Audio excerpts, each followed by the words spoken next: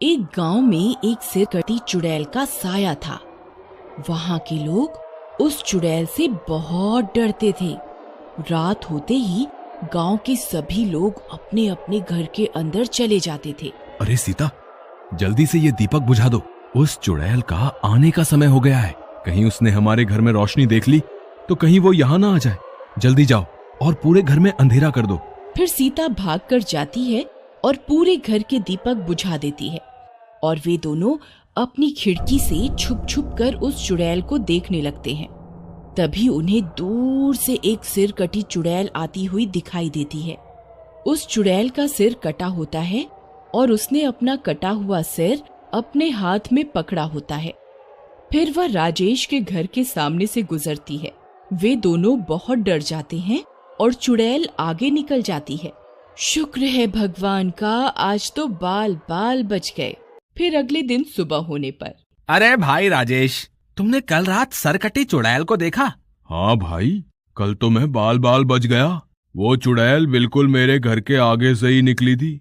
ये तो शुक्र है भगवान का कि उसने मुझे देखा नहीं। राजेश भाई, मुझे एक बात समझ में नहीं आई, ये चुड़ैल का सिर कटा हुआ क्यों है? अरे तुम्हें नहीं पता क्या? मेरे पिताजी ने मुझे इसके बारे में बताया था। बहुत समय पहले ये चुड़ैल का सिर कटा हुआ नहीं था। ये रोज रात को हमारे गांव में आती थी और किसी न किसी को अपने साथ उठाकर ले जाती थी। फिर एक दिन चुड़ैल की दहशत से तंग आकर सब गांव वालों ने उस पर हमला कर दिया और उसका सर काट दिया था। फिर क्या हुआ भाई? क्या वह चुड़ैल मर गई? हाँ, गांव वालों ने उसके 2 टुकड़े करके उसे जंगल में ही दफना दिया था। तो फिर ये सिर कटी चुड़ैल वापस कैसे आ गई? कुछ समय पहले चोर डाकू जंगल में अपना सोना छुपाने के लिए खुदाई कर रहे थे। तभी उन्होंने खुदाई करते करते इस चुड़ैल के सिर को आजाद कर दिया था। अरे मर गए रे, ये क्या चीज है? ये हमने क्या कर दिया? ये सिर कहाँ से निकल कर आ गया? अरे भाई, इसका धड़ तो है ही नहीं, ये तो कोई चुड़ैल लगती है। अरे मर गए रे, अरे भागो यहाँ से, नहीं तो ये हमें कच्चा ही खा जाएगी। भागते कहाँ हो मूर्खो, वहीं के वहीं रुक जाओ, नहीं तो तुम्हारा खून पी जाऊंगी। चुड़ैल जी, हमें माफ कर दो, हम आपकी नींद खराब करने यहाँ नहीं आए थे। हम तो बस अपनी जमा पूंजी को यहाँ जंगल में छुपाने के लिए आए थे। गलती से आप बाहर निकल आई, कृपा करके हमें जाने दें।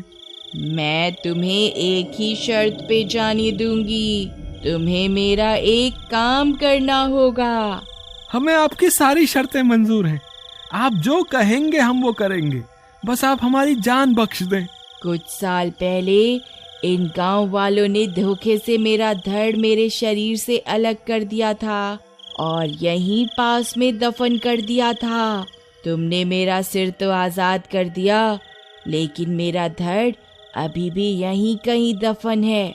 तुम्हें मेरा धड़ खोद कर निकालना होगा, तभी मैं तुम्हें यहाँ से जाने दूंगी। ठीक है, हमें मंजूर है, हम अभी आपका धड़ खोद के निकाल देते हैं। फिर वे सारे चोर उस चुड़ैल का धड़ ढूंढना शुरू कर देते हैं। कुछ समय खुदाई करने पर उन्हें उस चुड़ैल का धड़ भी मिल जाता है। फिर वह धड़ चलकर अपने कटे हुए सिर के पास पहुंच जाता है। फिर वह चुड़ैल अपने सिर को अपने धड़ से जोड़ने की कोशिश करती है, लेकिन जैसे ही वह अपना सिर अपने धड़ पर रखती है, उसका सिर नीचे गिर जाता है। वह फिर से कोशिश करती है, लेकिन फिर से उसका सिर नीचे गिर जाता है।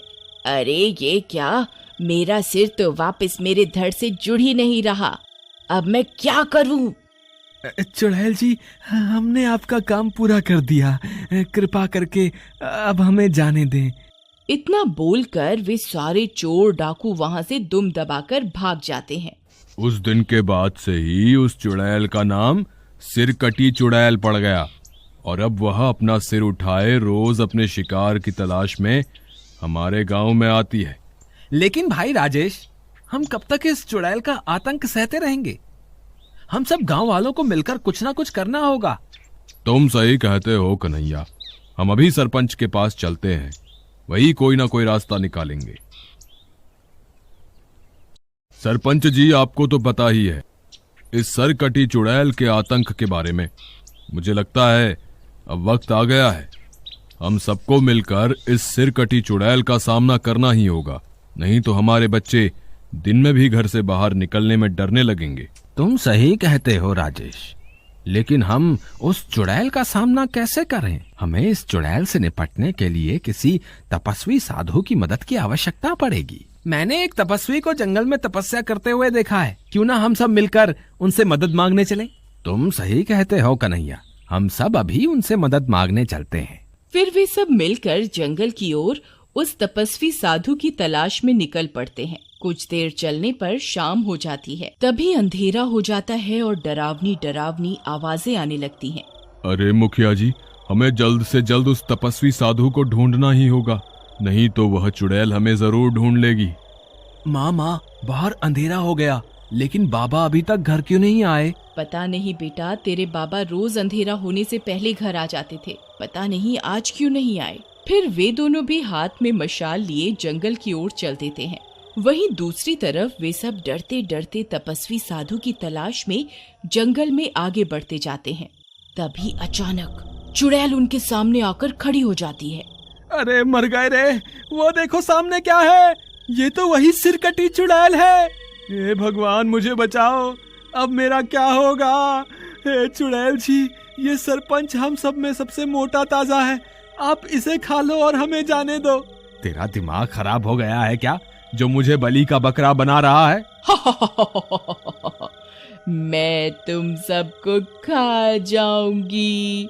मैं बहुत दिनों से भूखी हूँ, मैं किसी को नहीं छोड़ूंगी।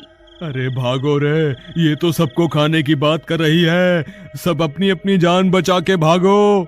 फिर वे भागते भागते गुफा के अंदर घुस जाते हैं। अरे बच गए रे, बाल बाल बच गए। लगता है उस चुड़ैल ने हमें गुफा के अंदर जाते हुए नहीं देखा। चलो गुफा के और अंदर चलते हैं। फिर वे सब गुफा के अंदर बढ़ने लगते हैं।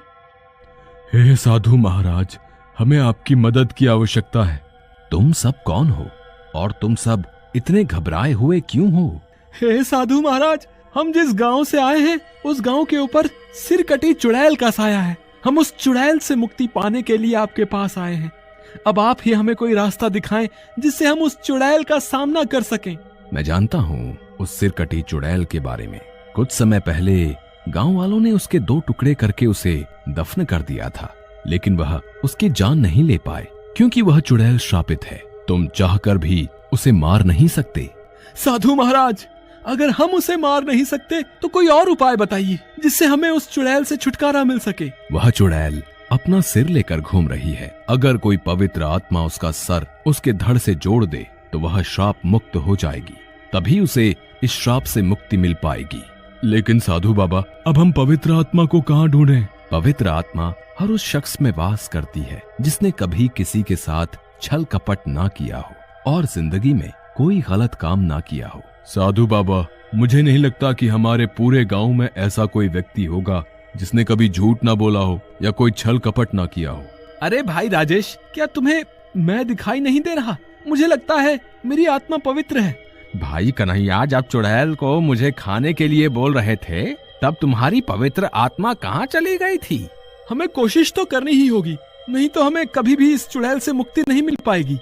चलो फिर देर किस बात की, अभी चलकर उस चुड़ैल का सामना करते हैं।